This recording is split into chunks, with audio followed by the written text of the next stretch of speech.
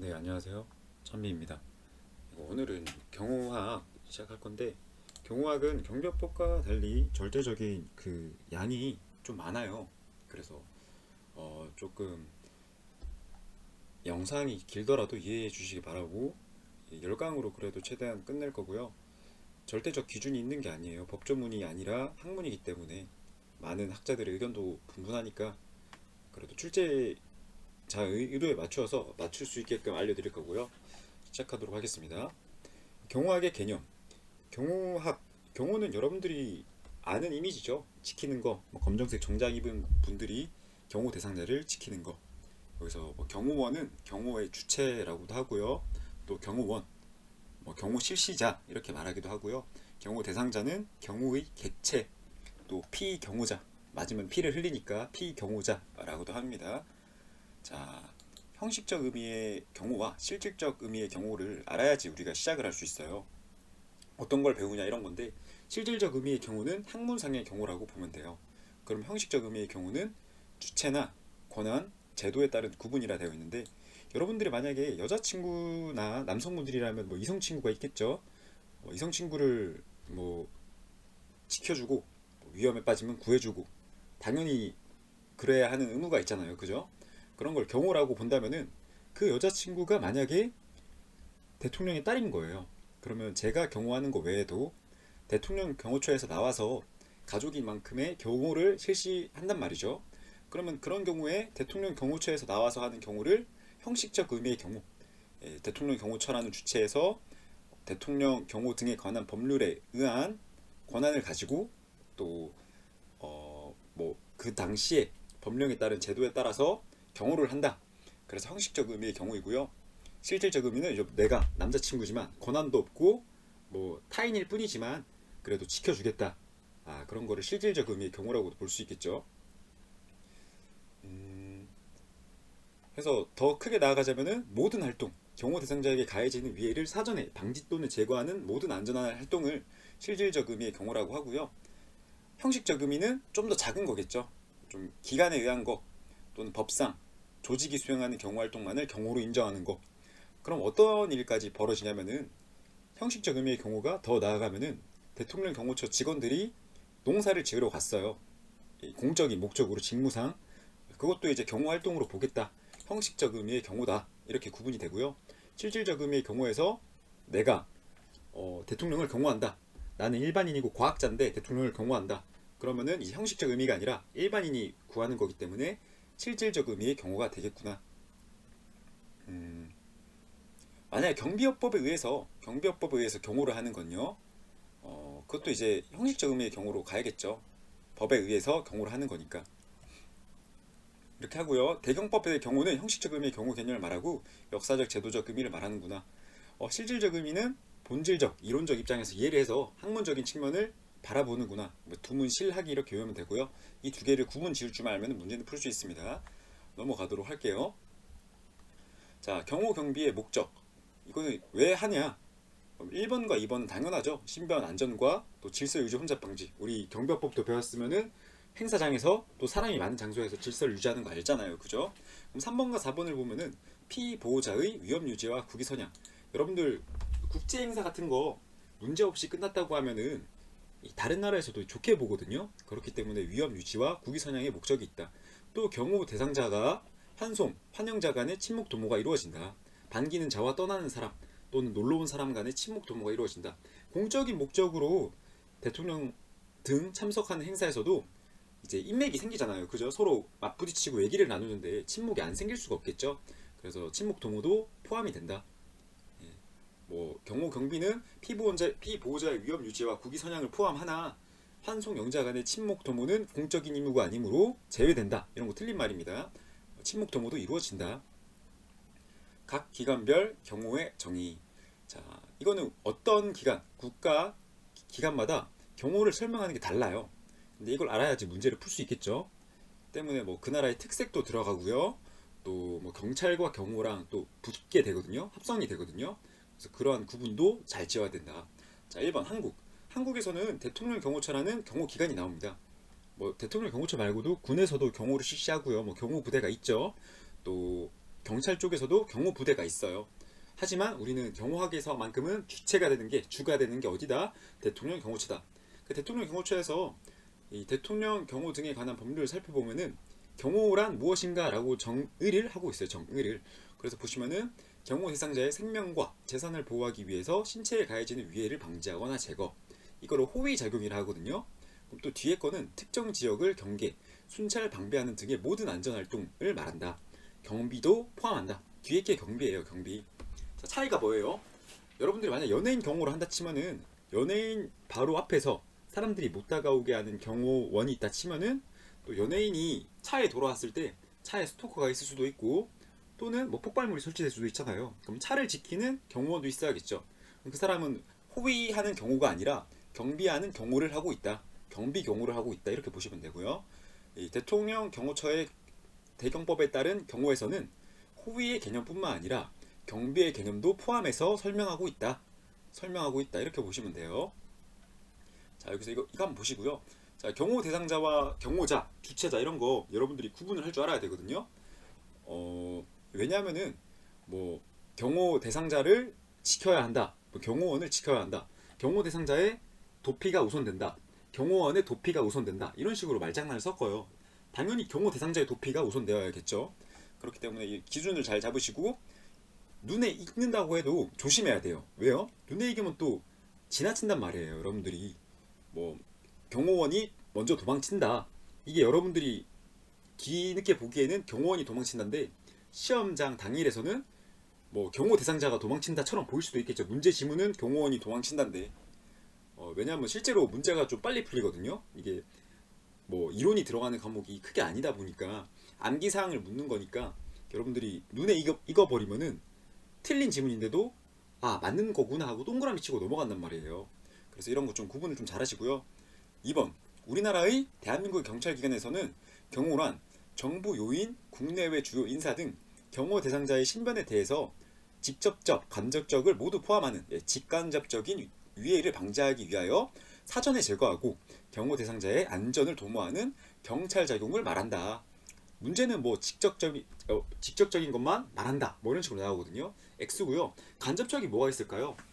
뭐 명예훼손이라든지 아니면 폭발물을 설치한다든지 뭐 아니면 가족을 해친다든지 그런 것도 간접적 위해다. 그런 걸 방지하자 이런 뜻이고요. 사전에 제거한다는 이제 선발 경호라는 개념이 도입이 돼요. 나중에 배우게 될 건데 좀 귀에 익숙해지시라고 선발 경호라는 말이 있구나 이렇게 아시면 되고 이 두 개 외에 군인에 대한 군인 중에서도 뭐 대통령 경호처를 지키는 부대가 있거든요. 근데 그러한 부대는 조금 경호학에서 안 다르고요. 다음 문제 2번 가로 2번 일본. 자, 일본 같은 경우에는 SP 스페셜 폴리스라는 특수 경찰 부대에서 요인 경호 부대를 운영합니다. 이 SP 요인 경호 부대에서는 신변에 위해가 있을 경우 국가 공공 안녕 및 질서에 영향을 줄 수 있는 우려가 있는 자, 그 사람의 신변을 안전하기 위한 경찰 활동이구나. 경찰 활동이구나 이거고요. 일본은 또 우리나라랑 다른 제도가 있죠. 뭐가 있다? 천황이 있다. 천황. 일본은 총리가 이제 행정부를 뭐 통과하고 또 선거로 뽑잖아요. 우리나라는 대통령이 있고요. 근데 반대로 또 천황이라는 게 있어서 천황을 지키는 특수부대도 있다. 이런 개념을 일단 알고 가고요. 또 다음 문제. 미국 비밀 경호대라고 해서 시크릿 서비스가 있어요. 이게 옛날에 1850년대에 위조화폐를 단속하기 위해서 위조화폐를 단속하기 위해서 만든 부대인데 지금에 이르러서는 대통령을 경호하는 부대가 되었다. 이러한 배경을 좀 알고 가시고 자 비밀 경호대는 실질적이고 주도 면밀한 범행 성공 기회를 최소화한다. 최소화. 이 최소화에 중점을 해야 되는 게 최대화란 말이 아니잖아요. 최소화고요. 또 완전 무력화라는 말이 있어요. 완전 무력화. 자 우리나라 경호나 대다수의 경호가 꿈꾸는 게 뭐겠어요? 완전 무력화다. 완전 무력화. 경호 위험을 완전 무력화시키는 게 제일 좋겠죠. 하지만 여러분이 살면서 절대라는 건 없죠. 그래서 미국에서는 좀 현실적으로 최소화하자. 모든 걸 막으면 좋겠지만 제로가 완전 무력화가 될 수 없다. 제로가 될 수는 없다. 최소화하자. 라는 식의 설명을 한다. 이렇게 알면 되고요. 나머지는 크게 안 나와서 넘어갈게요. 이거 말고도 프랑스에 대해서도 알아야 되고요. 또 독일에 대해서도 알아야 되고요. 여러 가지가 있지만 우리가 크게 다투는 거는 이렇게 세 가지다. 세 가지다. 경호학 연구 대상. 경호학은 어떠한 학문이니 이렇게 묻는 거거든요. 근데 경호학은 사회과학이에요. 사회과학이 무엇이냐? 여러분 물리학, 생물학 이런 거는 자연과학이잖아요. 여러분들이 새롭게 이론을 만들어내기보다 있는 이론을 파헤치는 거죠. 근데 사회과학은 이제 이 사회 현상에 따라서 계속 발달하는 거예요. 그래서 뭐 조선시대의 사회과학이라든지 이런 게 다 다르겠죠. 이 현대에 있어서 경호학은 어떠한 사회과학인가? 어, 일본과 미국이 이렇게 경호대가 서로 설명하는 게 다르잖아요. 그죠? 이런 것처럼 그 국가의 사회가 설명하는 게 다르기 때문에 여러 현상을 하는 종합적인 사회과학이다. 사회 현상에 따라서 달라지는 과학이다. 뭐 가령 극단적으로 갔을 때 이 국왕이 있는 국가 대표가 있는 국가가 있고 국왕 대표가 없는 모두가 평등한 나라가 있다고 쳐봐요. 그러면 좀 의전이나 이런 게 약할 거 아니에요. 좀 격식을 차린다든지 친구들끼리 있으면 의전을 안 차리죠. 예, 그러한 상황에서는 사회과학이 없겠지만 뭐 조직 상사라든지 조금 격식이 좀 필요한 자리에서는 여러분들이 좀 윗사람한테 배려도 해야 되고 뭐 의전 상식에 따라서 상석을 양보한다든지 그런 것도 다 사회과학이거든요. 그러한 부분 다른 것을 사회과학인데 경호학은 이 경호학술적 사회과학이라고 해서 자연과학과 좀 분리가 되고요. 그렇다고 해서 자연과학을 배제하느냐? 아니다. 왜냐하면 이제 드론이라든지 폭발물 또는 뭐 이동수단이라든지 이런 게 최첨단 과학 물질들이 다 들어가거든요. 그래서 종합과학이구나. 멈춰있는 학문이 아니라 적극적 동태적 학문이다. 이렇게까지만 알면 되고요. 연구 대상은 경호학은 이제 경호 현상, 자연과학이라든지 사회과학이라든지 뭐 정치나 이런 것도 다 분석을 한다. 또 경호 규범, 우리 대통령 경호에 관한 법률 또는 뭐 조약이라든지 이런 것도 살펴본다. 나머지는 쭉쭉쭉 읽어보시면 되고요. 자, 경호는 경찰과 밀접한 관계가 있으므로 경찰권의 성질, 경찰권의 행사, 법 집행 등도 연구를 한다. 이렇게 하시고요. 경호 규범을 구현하기 위해서 경호 대상, 경호 기간 및 제도가 연구 대상이다. 이렇게 하고요. 이제 연구 대상 말고도 법령상의 경우를 알아야겠죠. 여러분들이 어떠한 대상들이 연구가 되나, 대한민국에는 어떠한 법령이 있나 이런 건데요. 자, 첫 번째 대경법이라고 해서 근간이 되는 법률로 대한민국의 경호가 되는 대통령 등의 경호에 관한 법률이고요. 이 대통령을 했던 사람들을 지키기도 해야 되잖아요. 우리나라 국가 비밀이 아니까. 그래서 전직 대통령 예우에 관한 법률도 있고요. 또 경직법, 경찰과 직무집행법에서 특정한 중요한 인물뿐만 아니라 뭐 국민에 대한 경호, 경비도 해야 한다. 또 청원경찰법도 경찰관에서 파생된 거기 때문에 청원경찰법도 당연히 포함하고요. 경비법에서는 신변보호를 포함합니다. 이 5개는 여러분들이 외우기 쉬울 건데 나머지 뭐 민영교도소 등의 설치에 관한 법률 이건 이제 경비나 경호 어떻게 이루어지나 나와 있겠죠. 또 항공안전 및 보안에 관한 법률, 폭발물이나 테러 이런 걸 다루기 때문에 또 당연히 알게 되겠고요. 대경법, 대통령 경호안전대책위원회 대경법에 있는 조금 여러분들이 어떠한 장관이나 조직위원들이 나오는지 좀 명시되어 있는 거거든요. 이런 것도 알아야 되고요. 이 경호 규정과 경호 규칙을 좀 있는데 경호 규정은 대경법에서 나와요. 근데 경호 규칙은 죄송합니다. 경호 규정은 경호처장이 별도로 대통령 경호처 내부에서 내리는 명령 같은 거고요. 경호 규칙은 경찰청장이 내리는 규칙이죠. 근데 이제 경호처 지침과 경호 규칙이 상이하겠죠. 왜? 장이 다르잖아요. 그죠? 근데 그럴 때 이제 누가 더 우선되니? 그럴 때 물어보니까 대통령 경호처 지침이 우선되더라. 경찰을 따르는 게 아니더라. 이렇게 하시면 되고요. 자, 경호 규칙은 기획과 치익이잖아요. 그렇기 때문에 경찰, 기획, 치익 똑같죠? 이렇게 좀 차이를 둬서 외우시고 자, 이렇게 해서 1절은 넘어가고요. 2절 이게 좀 외울 게 많아요. 외울 게 많은데 재밌게 외울 수 있는 게 있어요. 알겠죠? 재밌게 외워보도록 하고 빨리 외워야 돼요. 이거를 눈에 자주 익혀주고 빨리 외우고 뭐 이해하려고 하지 마시고요. 문제는 분류를 묻는 거예요. 너가 여기에 있는 걸 아니? 경호를 이렇게 분류할 때 얘가 포함되는 걸 아니? 이렇게 묻는 거거든요. 예시를 들어볼게요. 자, 뭐 다음 중 경호의 분류에 의해서 대상에 따른 분류를 하였을 때 옳지 않은 것은 무엇인가? 가포 경호, 의로 경호, 병호 경호, 1급 경호 하면은 이 가포, 의로, 병호 경호는 대상에 의한 경우고요. 또 이제 1급 경우는 수준에 의한 경우잖아요. 이렇게 분류를 해놨기 때문에 4번 1급 경우를 고르면 되겠다. 이게 가장 기본적인 베이스가 되는 문제고요. 또 말장난으로 섞어서 다음 중 경우의 분류에 의한 설명으로 옳지 않은 것은 가포 경우 땡땡 국왕 대통령, 대통령 당선인과 그 가족 등 경우의 대상이 된다. 뭐 의로 경우 경찰청장이나 경호처장이 필요하다고 인정하는 중요 인사를 말한다. 하면은 의로가 내용이 틀렸잖아요. 그래서 그러한 지문도 출제가 되니까 이 대상을 구분하는 것과 그 구분에 따른 내용 이거를 보고 국왕 대통령 당선인과 그 가족을 경호하는 경우가 대상에 따른 경우로 분류하였을 때는 가포 경호더라 이런 걸 좀 구분할 수 있어야 한다. 자, 해서 보시면은 갑을병 이 사람을 지칭하잖아요, 그죠? 자, 대상을 지칭하니까 갑을병이고요. 호라는 말이 들어가요. 호. 이 호가 나중에 가면은 성격에 의한 경우로 보면 이것도 호로 끝나요. 그래서 이게 또 별거 아니겠지만 A, B, C 사람을 또 A, B, C 이렇게 지칭하기도 하잖아요. 그래서 여러분들이 A호 경우라고 했을 때 이거를 공식 경우인지 대상에 의한 경우인지 구분을 하여야 한다. 보시면 얘는 똑같아요, 얘도. 그래서 내용을 주겠죠. 이럴 때는 A호 경우라고 해서 무조건 대상에 의한 경우도 아니고 무조건 성격에 의한 경우도 아니다. 두 개가 다 포함이 된다. 다만 A급 경우로 나오면은 수준에 의한 경우다. 이런 걸 구분하셔야 되고요. 자, A호 경우는 가포 경우는 보통 그 나라의 대빵 왕이죠 왕 그런 사람들이 경호해요. 그래서 국왕, 대통령, 당선인과 그 가족까지. 자, 전직 대통령도 하야죠. 대경법에 따라서. 근데 이거는 우리나라 법령에 따라서 바뀌어져요. 지금은 현행 법령에서는 전직 대통령이 퇴임 후 10년 이내의 대통령과 또 배우자까지고요. 이 전직 대통령이라 할지라도 뭐 탄핵이 된다던가 아니면은 또 뭐 국외로 간다던가 그러한 상황에 따라서 좀 경호가 빠진 게 아니라 법령이 좀 바뀌는 게 있어요. 그러니까 경호는 무조건 끝까지 해주고요. 그 사람 지켜야 되니까 예우 뭐 필요한 숙소를 제공한다든지 아니면은 이동 수단을 제공한다든지 이런 것도 다 전직 대통령 예우에 의해서 해주거든요. 이런 거를 안 하는 때가 있다.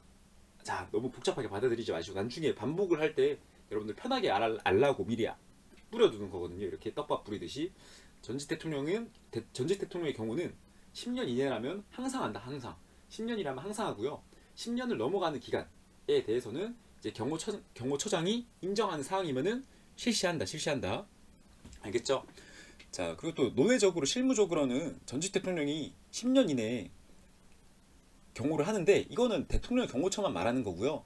대통령 경호처에서 10년 지났다. 그럼 경호처가 빠져요. 빠지고 그 자리에 누가 들어가느냐?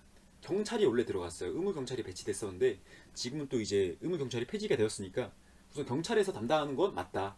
10년이 지난 경찰 그 전직 대통령은 통상 경찰들이 담당을 한다. 하지만 이게 법령이나 이렇게 명시되어 있는 게 명확하지 않아서 그 외 사항은 조금 몰라도 되고요. 아마도 대경법을 보시면은 경호처장이 필요하다고 인정하는 경우 뭐 이런 식으로 연장이 되거든요. 법령의 나중에 그럴 경우로 포함이 돼서 이게 뭐 10년이 지났지만 경찰 쪽에서 관리해주기 바람 뭐 이런 식으로 넘어가나 봐요. 야, 너 왜 자꾸 쓸데없는 말 없는 말 반복하는데 이렇게 해야지 여러분들이 10년이란 단어도 잘 기억에 남으시고 전직 대통령과 뭐 예우 또 경우 이런 것도 나중에 알기 쉽겠죠.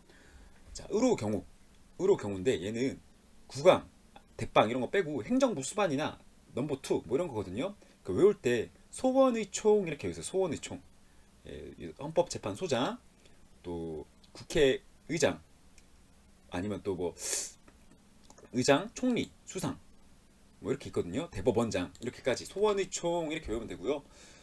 보시면 선거 후보자는 의로 경우고요. 당선인은 가포 경우구나. 제일 위에 있구나. 이렇게 하시고요. 전직 대통령인데 10년 지났다. 그러면 경찰이 담당을 한다. 아시면 되고요. 자, 나머지 경찰청장이나 처장이 필요하다고 인정하는 중요 인사. 뭐 국회의원이나 정치인은 누가 한다? 병호 경호에서 한다. 경호 담당까지 묻는 경우는 잘 없는데 이 두 개 정도는 알아야 된다. 하고요. 잠시만요. 예, 이거 일단 혹시 나중에 또 같이 외우는 것도 한번 알려드릴 테니까 이렇게 하나 써놓고요. 자, 이제 수준에 의한 거는 급으로 나뉜다. 급 A급, B급, C급이고요. 뭐 이게 사전 노출 이걸 두 문으로 먼저 외우자면은 노출 구강, 시간 없는 수상, 아무것도 없는 장관 이렇게 외우세요. 두 문을 포인트를 외우자면 노출 구강, 여유가 없다. 죄송합니다. 여유가 없는 수상, 전혀 없는 장관, 아무것도 없는 장관 이렇게 외우고요. 구분을 두자면은 여러분들이 일정을 알 수 있는 행사들이 있어요. 가령 뭐 코엑스 뭐 이런 행사라든지 뭐 올림픽 이런 거는 행사 일정이 노출이 되잖아요. 그러면은 참석하는 귀빈 대상도 알 테고 테러를 일으키자고 하면은 좀 잘 일으킬 수 있겠죠. 위험도가 높아지겠죠. 위험도가. 예, 그런 거에 있어서는 이제 조금 수준을 높이자, 1급 경호로 하자 이렇게 보시면 되고요. 당연히 국경일 행사도 노출이 되잖아요, 그죠? 근데 노출이 안 되는 행사나 갑자기 결정된 행사 있잖아요. 예, 그런 거, 그런 행사에서는 B급 경호, C급이랑 B급이 좀 헷갈리거든요. C급은 아예 아무것도 없어요. 이게 행사는 시간적 여유가 없는데 경호도 진짜 약한 거, 아무것도 없는 사전 경호 조치가 아무것도 없는, 그러니까 행사를 준비할 시간적 여유가 없다 하더라도 나중에 약식 경호와 비공식 경호를 설명하게 되면 이게 좀 더 와닿을 거거든요. 비공식 경호의 느낌이 조금 있지만 갑작스럽게 좀 결정됐지만 어느 정도 경호가 이루어지는 것과 아무것도 없는 사전 경호 조치가 아무것도 없는 것은 차이가 있다. 이렇게 아시고요. 문제는 쉽게 나오니까 포인트만 외우면 되거든요. 다시 노출 구강, 시간 없는 수상, 아무것도 없는 장관. 자, 이렇게 알고 넘어갈게요. 네, 성격에 의한 경우. 이거는 먼저 성공 비약. 성격에 의한 경우는 공식 경우, 비공식 경우, 약식 경우로 나뉘는구나. 이렇게 아시면 되고요. 공식 경우는 공식적으로 통보가 되었는가, 공식 행사에서 실시하는가 이렇게 알면 되고요. 비공식 경우는 사전 통보, 협의가 없다. 약식 경우를 좀 중점적으로 볼게요. 약식 경우는 일상적으로 실시하는 경우인데 방식이 없다. 이게 무슨 말이겠어요? 여러분들 출퇴근할 때도 경호를 하는 거랑 또는 운동을 할 때, 대통령이 운동을 한다고 해보자고요. 대통령 청와대 주변을 조깅을 한다고 해볼게요. 그런데 경호원이 안 붙으면 위험하겠죠? 하지만 뭐 그렇다고 경호원이 뭐 정장을 입고 같이 경호를 또 하기에는 활동이 제약이 되잖아요. 그럴 때 경호원도 편한 복 입고 경호를 하는 거, 그런 걸 약식 경호라고 합니다.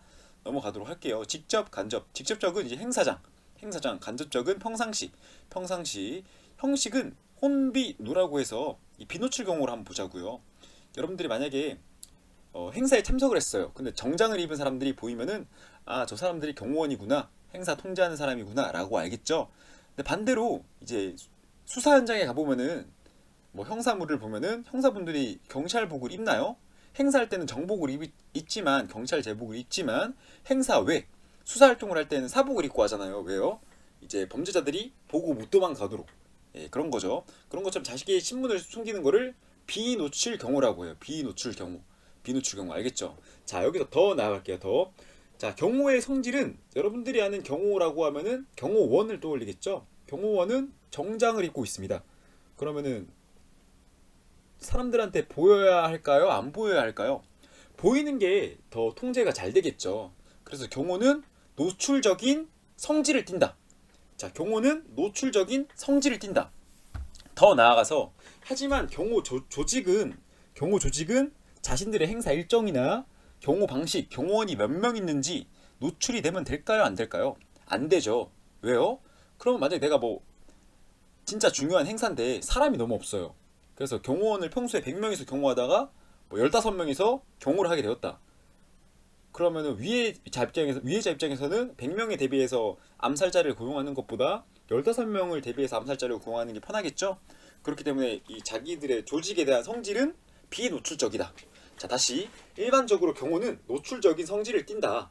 근데 경호 조직이나 운영에 있어서는 비노출적으로 이루어져야 한다. 자, 추가적으로 형식에 의한 경호로 가보니까 이제 비노출 경호를 해도 되고, 내가 정장을 안 입어도 되고, 노출 경호를 통해서 내가 정장을 입고 사람들을 통제해도 된다. 자, 비노출 경호를 하게 될 경우에는 정장을 안 입고 있으니까 사람들이 경호 대상자에 대한 이미지가 부드러워져요. 저 사람은 우리한테 가깝구나, 친근하구나 해서 경호 대상자가 부담을 덜 느끼겠죠. 노출 경호는 이와 반대가 되겠고요.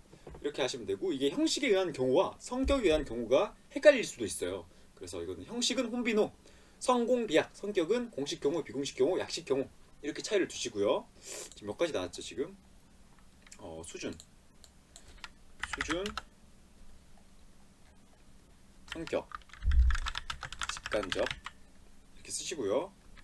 형식까지 왔네요.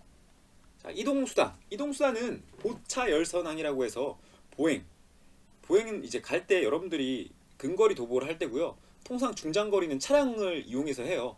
그리고 도보는 아예 노출되어 있는데 차량은 막혀 있죠.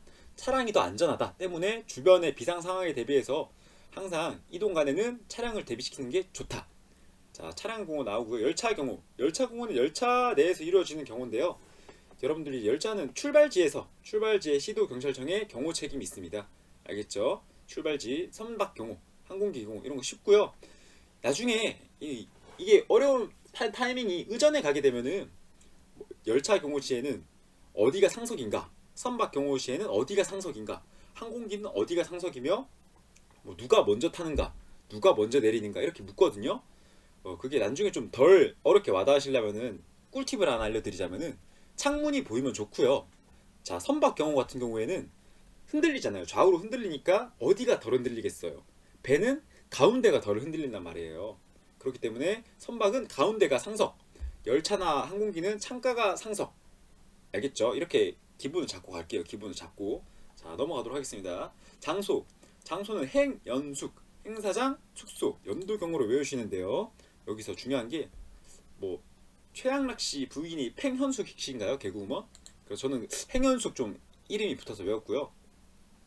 이 장소에서 뭐 선박 경우, 항공기 경우 이렇게 나오면은 이게 이동 수단에 의한 경우인데 장소로 맞출 수도 있단 말이에요. 알겠죠? 그래서 연도 경우에 이게 들어간다.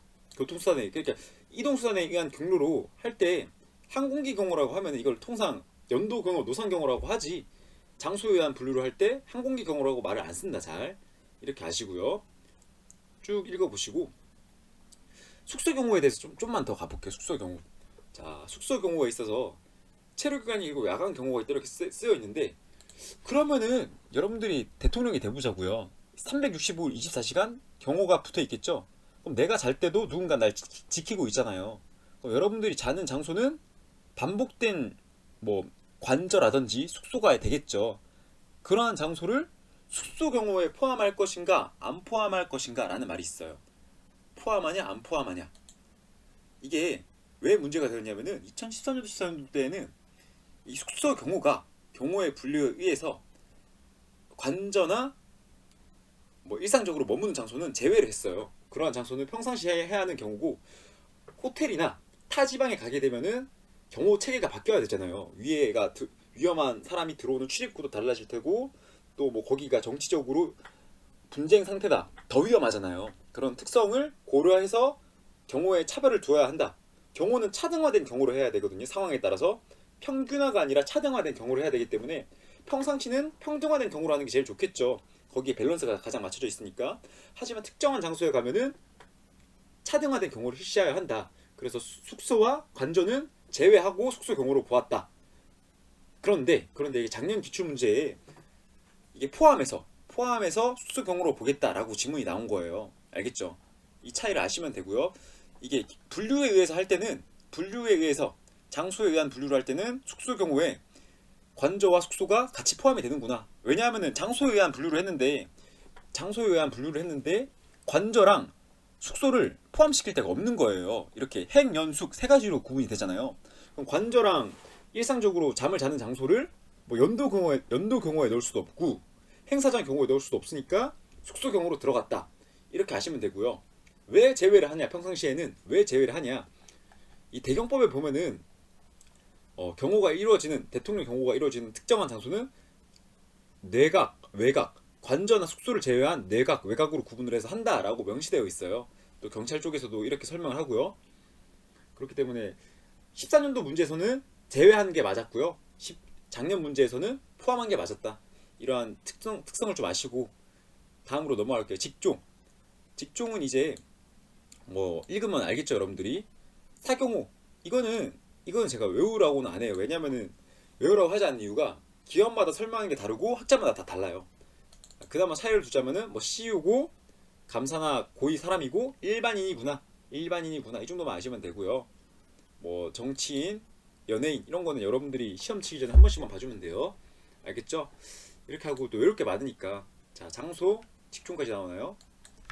이동 수단, 장소, 직종, 사경호까지 다 써보도록 할게요. 그럼 여러분들 이거를 지금 한 2페이지 정도 되는 분량을 같이 3페이지네요. 3페이지를 같이 봤지만 실질적으로 줄이면은 반 페이지 정도밖에 안 된다.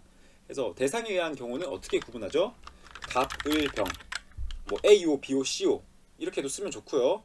또 이거는 급, 뭐 1급, 2급, 3급 C급, B급 이렇게 나누고요. 여기는 성공비약, 공식 경우, 비공식 경우, 약식 경우 이렇게 나뉘고요. 또 AO, BO, CO라고도 한다.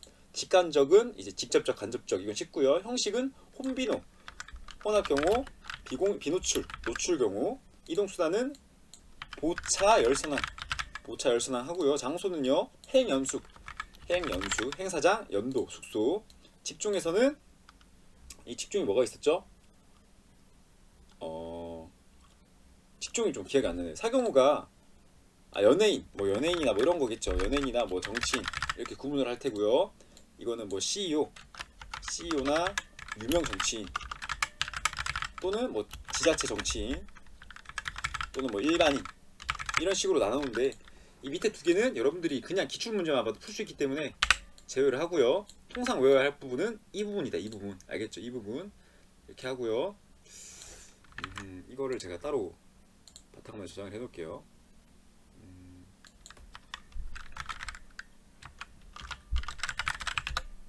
자 이렇게 했을 때 대상 갑포 갑을병 했을 때 갑포에 누가 있나? 대통령, 국왕, 수상, 전직 대통령 10년 이내 배우자까지. 가족은 원래 포함했었는데 법령 개정으로 인해서 가족은 없다. 자 갑포 다시 써볼게요. 대통령, 국왕, 수상, 전직 대통령 10년 이내 배우자까지. 어디서? 대통령 경호처에서. 자 그럼 의로는요? 의로는 10년 넘는 전직 대통령 경찰 쪽에서 하죠. 플러스 소원의총, 헌법재판소장, 대법원장, 또 국회의장, 또 총리 이렇게까지 포함이 된다. 병호는 뭐예요? 병호는 경찰청장이나 경호처장이 필요하다고 인정하는 사람. 이렇게 하면 대상 다 넘어갔죠. 자 수준, 급. 자 1급, 2급, 3급인데 노출 구강, 노출 사전에 행사 일정이 노출된 국왕이나 대통령 등 시간 없는 수상. 이거는 2급 경호죠. 1급, 2급에서 2급. 또 아무것도 없는 국왕. 이렇게 외워버리면 어떻게 된다? 1급, 2급, 3급이다. 1급, 2급, 3급. 자 이렇게 또 지우고요. 자 성공비약. 뭐 일정이 노출되지 않은 또는 통상적인, 일상적인 구분되겠죠? 노출된 일정. 이거를 공식 경우 뭐 국경일 같은 거 말하는 거죠. 비노출 경우, 비노출이란다. 죄송합니다. 행사 일정이 비노출된 아니면 사전에 아무 뭐 협조나 경호 인력이 조치가 전무한 이거는 이제 비공식 경우겠죠. 비공식 경우. 그리고 또 약식 경우, 운동이나 일상적인 상식, 일상적인 방식. 직간접적은 직접적이 행사장, 간접적이 평상시. 형식은 이제 옷을 입을 거니 안 입을 거니. 입으면은 딱딱해서 이미지가 감소되고 안 입으면은 통제가 어렵지만 분위기는 좋아진다. 이동수단, 보차 열선항. 보차 열선항인데 도보로 이동할 때는 주변에 붙어 안 붙어? 자동차가 붙어. 열차 같은 경우에는 출발지의 시도 경찰청에서 책임져. 자 장소, 행연숙, 행사장, 연도, 숙소인데 숙소에서 관절을 포함하냐 안 포함하냐 이게 좀 논의가 됐었는데 장소에 의한 분류만 따질 때는 포함을 시켜야 되고 숙소 경호 자체의 개념만 물을 때는 포함을 하지 않는다. 다시 장소에 의한 분류를 할 때는 이 관저도 집이니까 자택이니까 자야 할 장소가 필요하니까 분류를 하는데 숙소 경호라는 개념 자체에서는 원래는 포함이 되지 않습니다. 자 이렇게 하면은 한 고비가 넘어갔고요. 두 번째, 자 이제 경호를 알았으니까 경비도 분류해야겠죠. 이제 주체에 따라서 공경비나 사경비인데요. 공경비는 국가 권력을 집행하니까 진압 작용이 가능해요. 진압 작용 알겠죠? 반대로 사경비는 법령에 의한 권한이 없으니까 진압이 안 돼요. 그렇기 때문에 예방만 가능하다. 예방만. 또 정비상 경계, 준비상 경계 이거는 아까 우리 직간접이랑 비슷한데 정비상 경계는 국가적 행사나 고도의 경계, 준비상은 희박한 상태나 비상상태 우려시. 알겠죠? 이걸 어떻게 외우냐면은 국가예정 불안한 희준, 국가예정 불안한 희준 이렇게 외우세요. 국가예정 불안한 희준.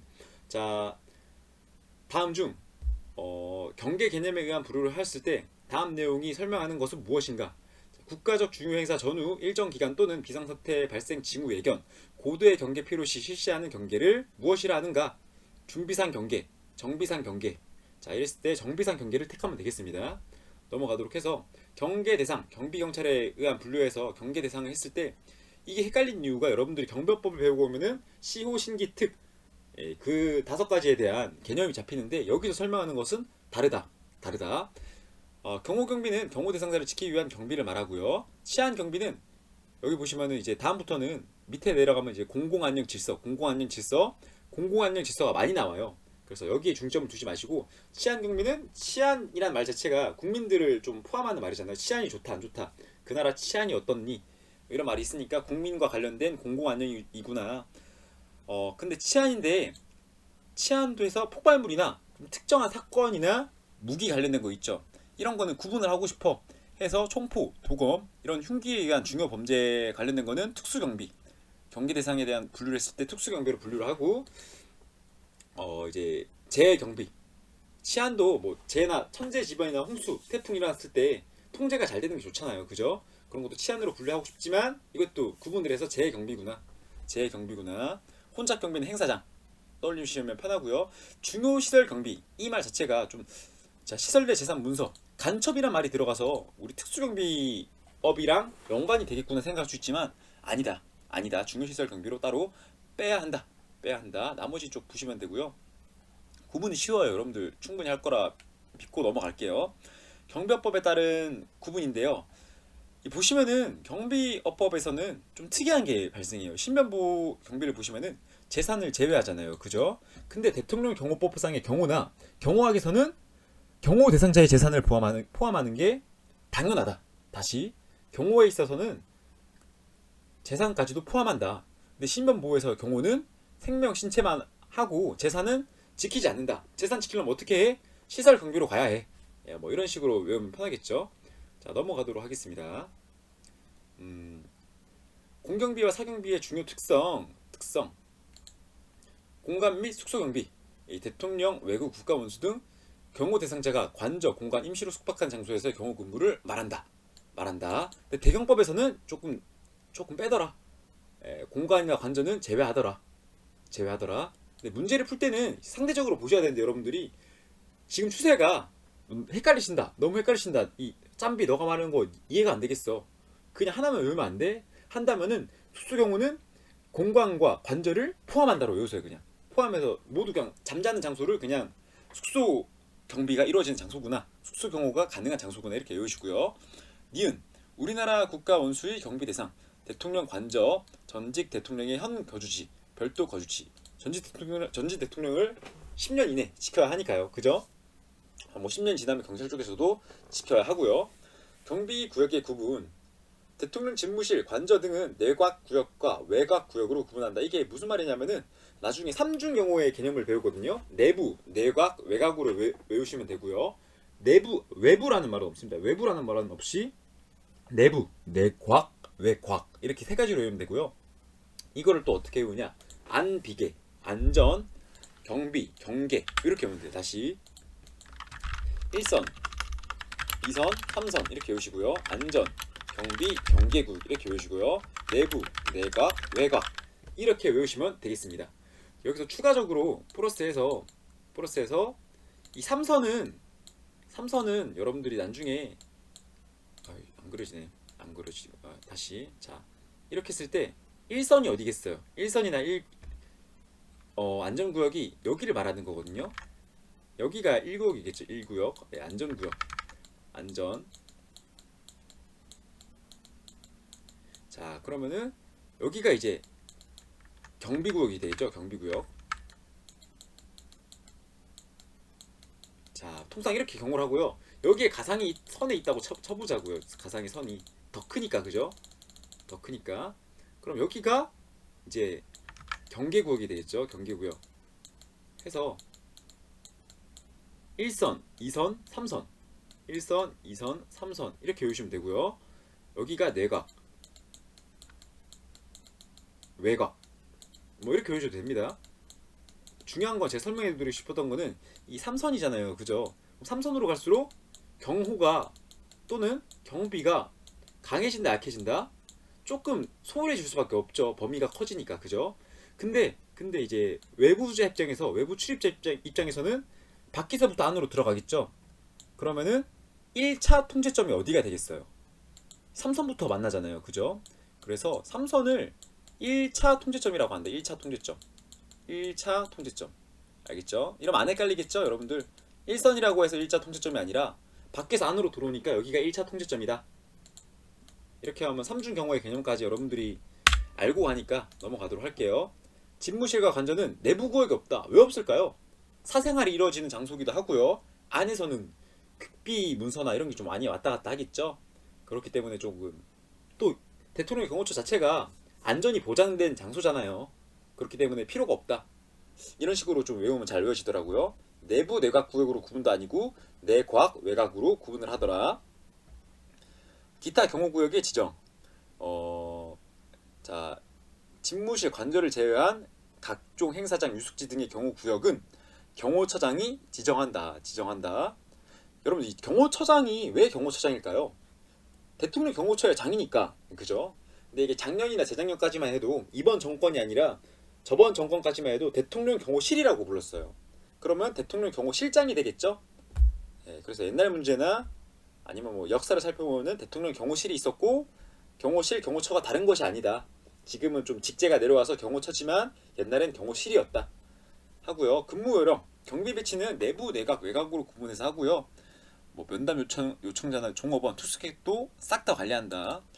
또 주차장 질서 유지도 포함하고요. 도보 순찰조와 기동 순찰조 이렇게 운영을 합니다.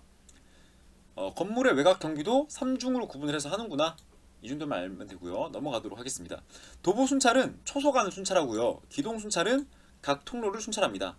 통로가 움직이기 좋겠죠? 그렇기 때문에 기동 순찰은 통로, 기동 통로 아니면 도보 초소 뭐 이렇게 외워도 됩니다. 뭐 이제 집시법 파트가 나왔네요. 좀 양이 많죠? 지금 40분 달려왔는데 생각보다 양이 많네요. 이게 또 보도록 하겠습니다. 계속. 자, 집시법은 원래 집회가 금지가 될까요? 아니죠. 대한민국은 표현의 자유가 있는 나라입니다. 원래는 집회를 해도 돼요. 하지만 너무 시끄럽기도 하고 또 국정이 문제를 일으키니까 제한을 하겠다 한 게 집시법이에요. 알겠죠? 그래서 집회와 시위의 금지 장소 원래는 해도 되지만 이 장소에서는 하면 안 돼.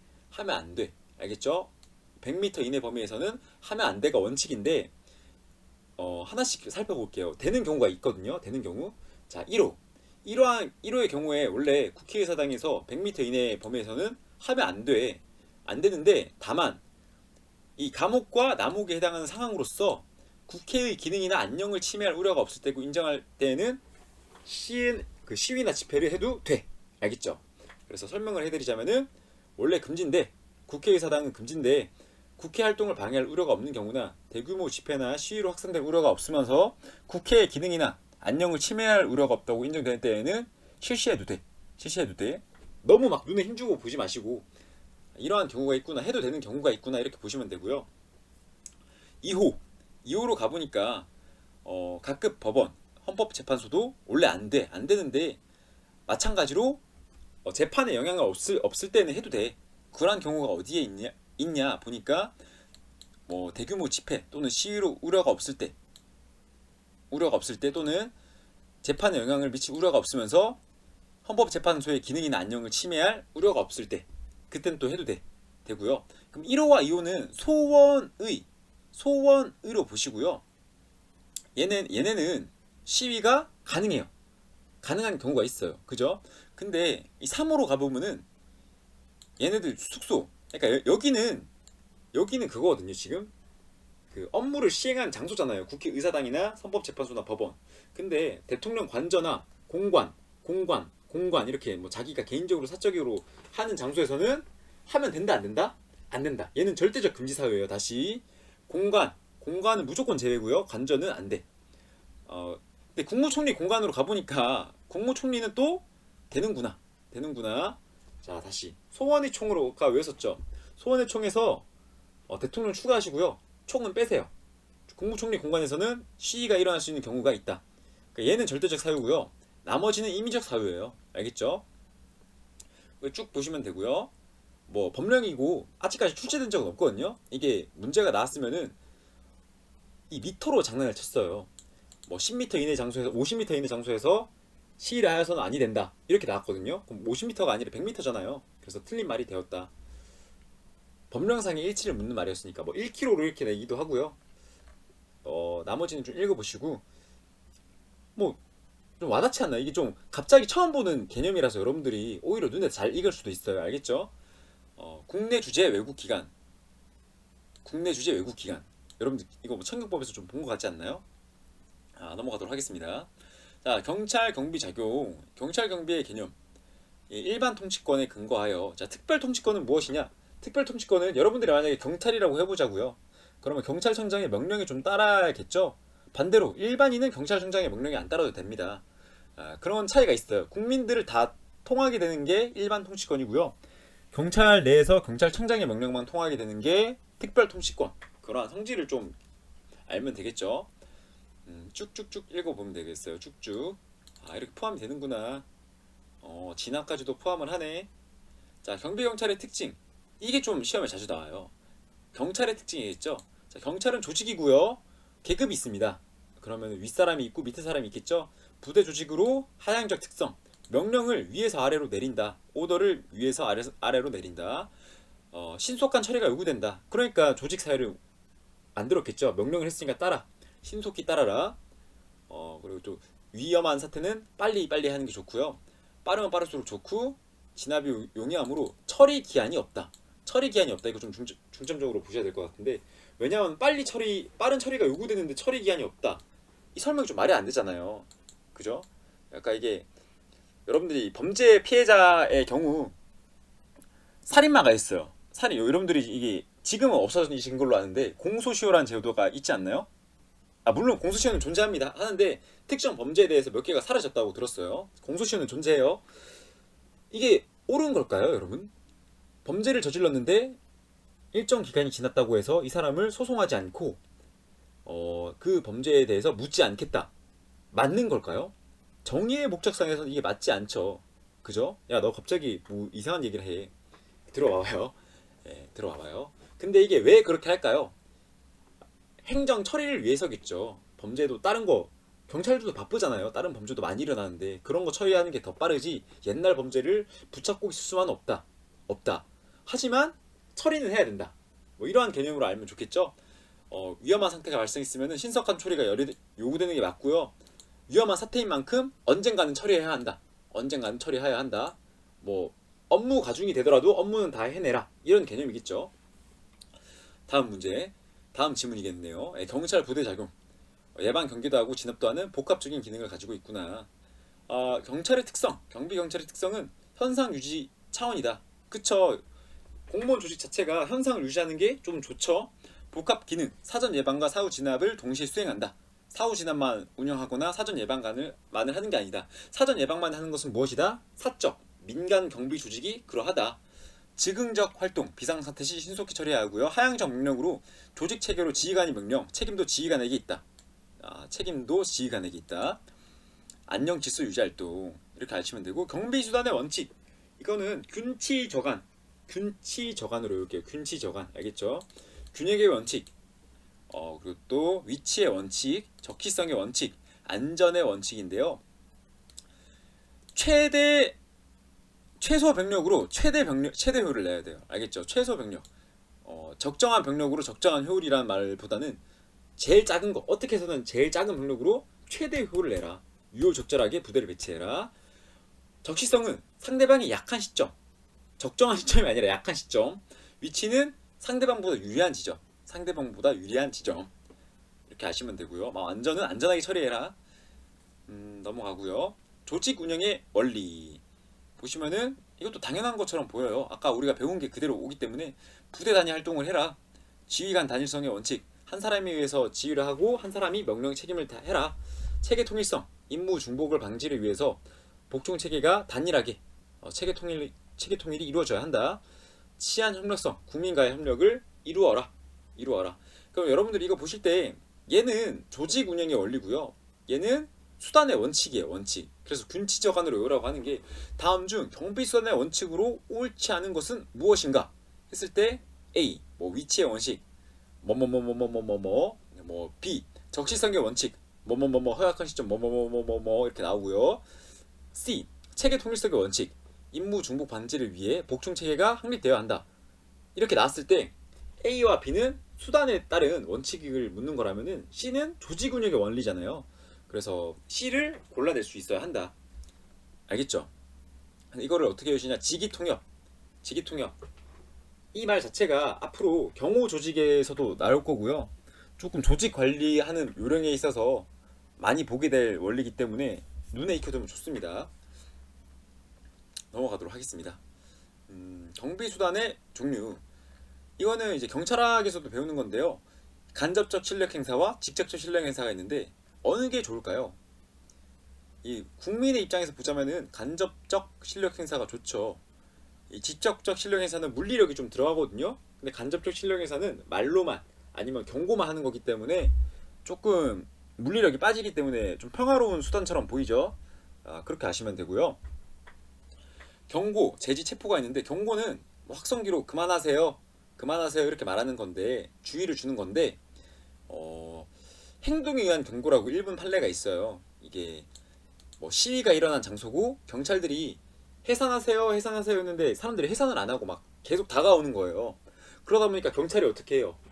더 이상 오지 마세요 하면서 경찰봉을 가지고 밀어버린 거예요. 오지 마세요 이렇게. 자, 이거를 물리력이 들어갔으니까 직접적 실력 행사냐? 아니다. 물리력이지만 충분히 간접적이었다. 말을 계속했는데 어쩔 수 없이 않기 때문에 간접적이다 라는 게 있었는데 이게 일본 판례에서는 행동에 의한 경고다, 간접적 실력 행사다 이렇게 구분을 했었다. 이렇게 아시면 되고요. 직접적 실력 행사에서는 즉시 강제 수단이고요. 이미 처분이 아니다. 즉시 강제 수단이고 또 강제 집행이 이루어지는 형사소송법에 따른 강제 집행도 가능한 체포도 있다. 체포도 있다. 자, 그럼 강제 집행과 즉시 강제의 차이를 알아야겠죠. 즉시 강제는 이제 처리해야 되는 상황, 강제적으로 처리해야 되는 상황이 있고요. 이게 현 상황이 급박하다는 전제 조건도 있어야 돼요. 알겠죠? 현 상황이 급박해서 이 급박한 데는 두 가지 사유가 있겠죠. 위험해서 또는 다급해서 뭐 가령 음식물이 있잖아요. 그죠? 음식물이 있는데 이게 시간이 지나면 어떻게 돼요? 상하잖아요. 빨리 먹어야겠죠. 그러한 것처럼 뭐 놔두면 부패해서 썩어서 공공에 안 좋다든지 비위생적이다 이러면은 즉시 강제적으로 빼라, 없애라 이런 걸 말하는 거고요. 반대로 이제 냉동식품이라든지 또는 그냥 블럭이다, 큰 블럭인데 뭐 도로가 통해야 하는데 방해는 안 되지만 미관상 좋지 않다, 그러면 굳이 즉시 강제적으로 빼진 않아도 되고 강제 집행으로 나중에 절차 밟아서 행정 절차를 충분히 밟아서 없애자 이런 걸 뭐 강제 집행으로 보시면 되겠죠. 그럼 즉시 강제와 강제 집행의 차이를 좀 아실 거라 이제 좀 와닿다고 느낌이 올 거고요. 제지는 경직법에 따라서 이루어지고요. 체포는 형사소송법에 근거합니다. 알겠죠? 또 제지는 강제해산, 주동자 및 주도사 격리, 뭐 해산 명령 이런 게 있다고 합니다. 넘어가도록 하겠습니다. 자, 경비경찰권의 한계. 이것도 경찰학에서 배우는 거거든요. 근데 알아야 돼요. 알아야 문제를 풀 수 있겠죠. 경호와 경찰은 뗄 수가 없으니까. 자, 소극 목적의 원칙.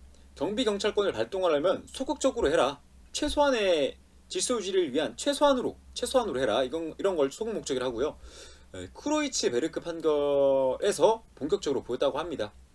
이게 뭐냐면은 크로이츠 베르크라는 언덕에 좀 미관을 해치는 동상이 있었대요. 탑이 있었는데 이거를 해쳐야 하나 말아야 하나 하는데 이 경찰 쪽에서 이거를 경찰 행정을 통해서 해쳐버린 거예요. 시민들이 들고 일어났죠. 왜 없앴냐? 우리가 지금 뭐 없애니 많이 논의하고 있는데 네가 뭔데 없앴냐? 했을 때 뭐 나는 경찰력을 발동할 수 있는 권한이 있다. 통치권에 의해서 했다 했는데 판결에서는 야, 경찰이 이런 것까지 신경 쓰지 마. 이런 거는 주민들이 합의 봐서 하는 게 맞아. 너는 질서 유지나 해. 죄송합니다. 이렇게 말하면 비하 발언이고요. 질서 유지도 바쁘니까 질서 유지에서만 좀 신경을 써주세요. 알겠죠? 복지 차원이나 다른 행정 절차는 우리가 처리하도록 하겠습니다. 이렇게 판결이 나버렸대요.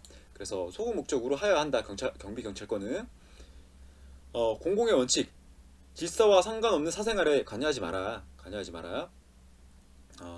경찰 책임, 경찰권이 발동하는 사람에게, 경찰권이 발동하는 상황이 발생했다면은 그 문제가 있는 사람한테만 경찰권을 발동해라.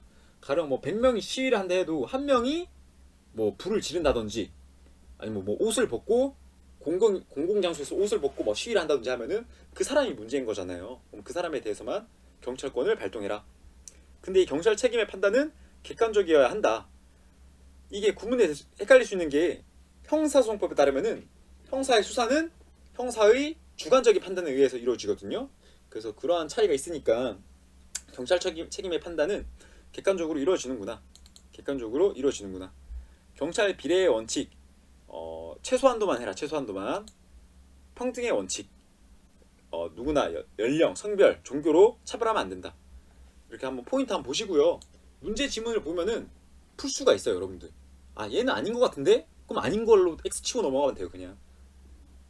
정확히까지 뭐, 야, 너 경찰 공공의 원칙이 뭔지 설명해봐 했을 때 질서와 상관없는 사생활에 관여하지 마라. 이렇게 설명 안 해도 되고요. 공공의 원칙? 아, 그거 그냥 뭐 공공을 위해서 하는 거야. 공공을 위해서 하는 거기 때문에 뭐 사생활에 개입해도 되는 건 아니고 뭐 이렇게 볼 거거든요. 저 말이 헛나오는데 떠오를 거예요. 아마 여러분들이 사생활에 개입해도 된다. 공공을 위해서라면 사생활에 개입해도 된다. 이거 문제 지문 자체가 좀 말이 안 되잖아요. 그죠? 그래서 제가 넘어가는 건데 여러분들이 풀 수 있을 거기 때문에 넘어가고요. 이거는 암기해야 될 사항은 다음에 나오는 이 경비 중요도, 각급, 낙급, 다급, 기타급을 구분하는 이 부분이 암기를 해야 돼요.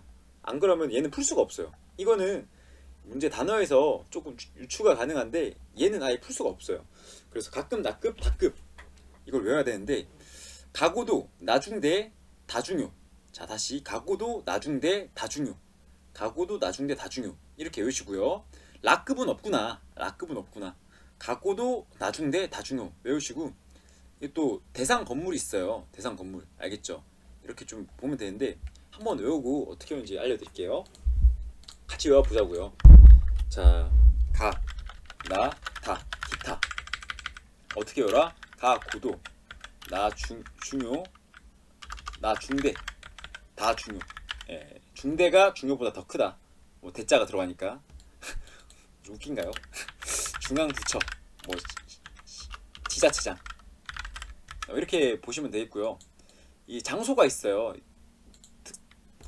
통상적으로 이 시설은 각급이다 하는 게 있는데 얘는 청국대, 흥국대 이렇게 외우시면 되고, 얘는 뭐 경찰 비행발 외우시면 되고요. 얘는 이제 청사통신인가요? 얘가 기억이 안 나네요. 이렇게 외우시면 되거든요. 그래서 청와대, 항공기 뭐 이렇게 들어가고요. 경찰, 검찰, 뭐 일반 비행로, 발전소, 이 청사나 중요시설의 청사나 통신탑 이렇게 외우시면 되거든요. 아, 얘는 필요하다고 인정하는 거네요. 이렇게 해서 원자력 발전시설까지. 자, 다시 이렇게 외우면 됩니다. 일단 대상을 외우고 설명을 해보자고요. 자, 각급 국가안전보장 및 국가기관 산업에 고도의 영향을 미치는 산업시설에 대한 경비. 그래서 가고도. 낙급 국가안보 또는 국가경제사회생활에 중대한 영향을 미치는 시설에 대한 경비. 그래서 나중대. 그리고 국가경제사회생활에 중요하다고 인정되는 행정시설 이런 거를 다급. 나머지는 기타급으로 하는구나 보시면 되고요. 청와대, 국회, 대법원, 뭐 국제공항, 국방부 이렇게 있고요. 비행장과 공항은 다른 거 알죠, 여러분들? 비행 연습장도 비행장이 될 수도 있고요. 비행기가 만들어지는 장소도 볼 수 있겠죠. 공항은 아니다. 발전소, 청사통신, 정부청사나 통신탑, 뭐 댐도 포함이 되겠죠. 이거 구분할 줄만 알면 됩니다, 여러분. 알겠죠? 10강 안에 끝날 수 있을까요? 양이 좀 많네요. 예.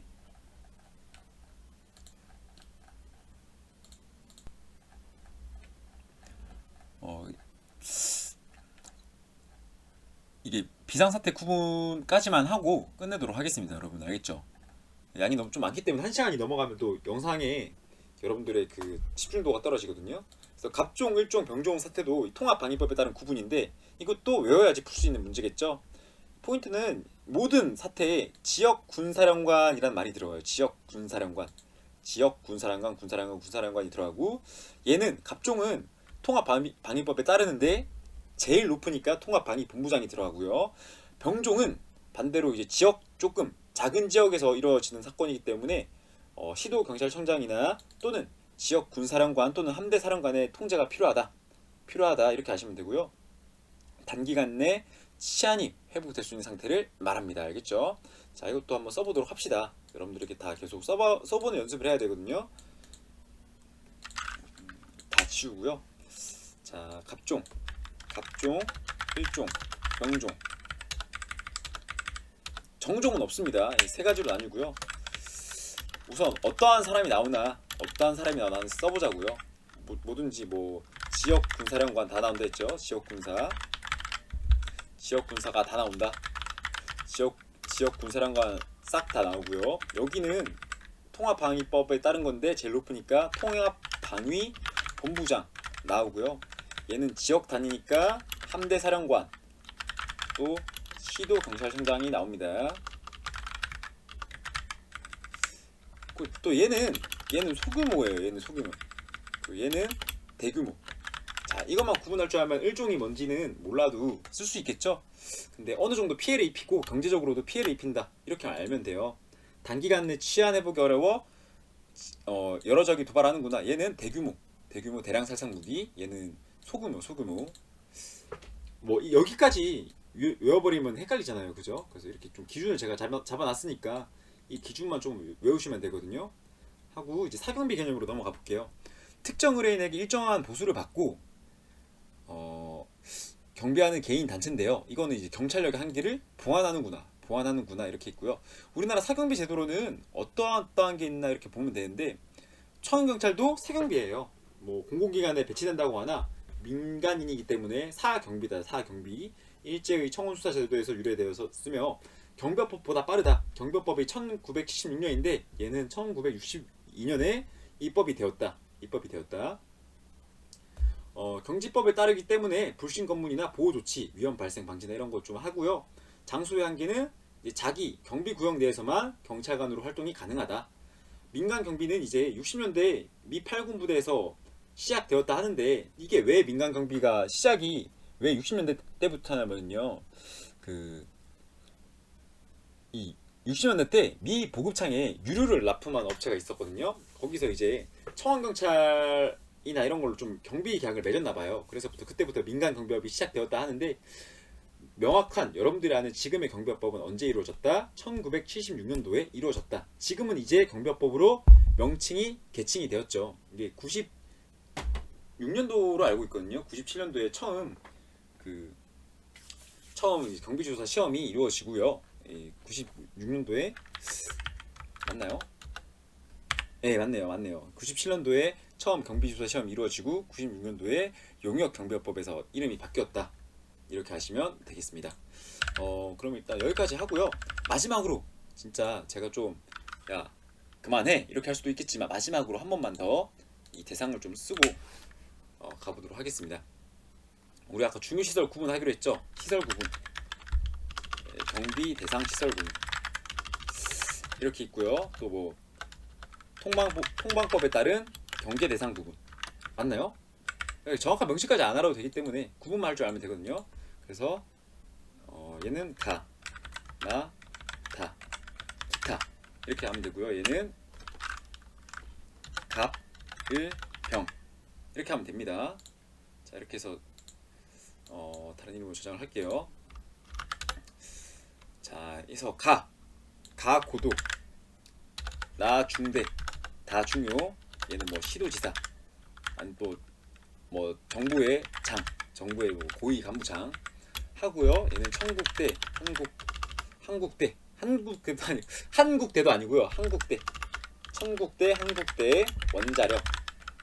얘는요 경찰 비행발. 얘는요 청사 송신. 얘는요 앞서 있는 사람들이 인정하는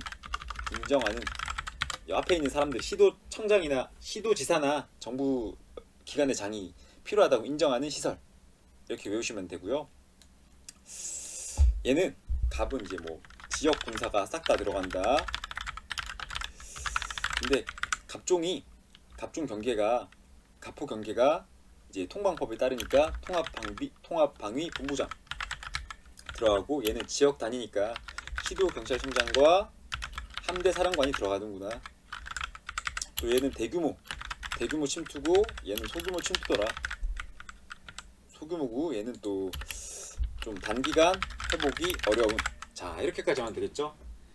이 표를 이렇게만 외워도 여러분들 문제 풀 수 있거든요. 자, 청와대, 국회의사당, 대법원, 뭐 공항 이렇게 외우시면 되고, 원자력 시설, 경찰청 아니면 또 뭐 검찰청, 비행장, 발전소 뭐 이렇게 외우시면 되겠습니다. 또 다음 영상에서 또 시작할 수 있을 때 우리가 저장했던 거 불러와서 할 수 있으면 해보자고요. 또 계속해서 반복해서 외워야 될 부분도 제가 알려드리는 게, 여러분들이 영상이 끝났을 때 10강이나 아니면 10강 더 이상이 될 수도 있지만 머리에 남는 게 있으면 좋잖아요. 그죠? 네, 그렇기 때문에 다음 영상에서는 이제 이거 한번 보고 넘어갈까요?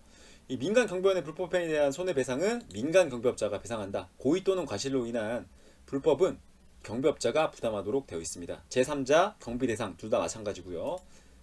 손해배상 책임이 경비업자한테 있다 하고요. 다음 영상에서는 이제 3절인가요? 경모의 법원부터 배워보도록 하겠습니다. 고생하셨습니다.